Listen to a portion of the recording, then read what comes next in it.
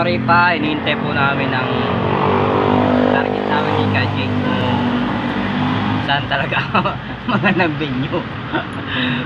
Wala kaming magawa ngayon kasi ano. Balik na kayo office. Balik na kayo office, sabi. Babalik na daw kami ng office mga lods. Thank you for following my vlogs kay Baklan J. And peace. Lahat po ng followers ko dyan sa Canada, USA, England, dito sa Pilipinas, mga friends sa Bicol, yan, sa Mindanao, mga lods, mga cousin natin dyan.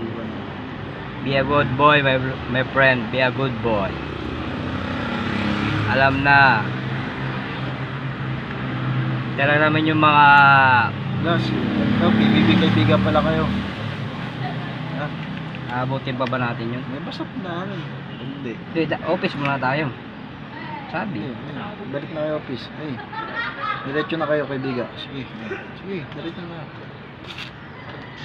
So ayan mga lods punta lang kami kay Biga. Tirahin lang namin lang pera. wala kaming pera lods kaya 50-50 lang kami sa Yossi. Hindi kami nga pwedeng haul Yossi Kadiri.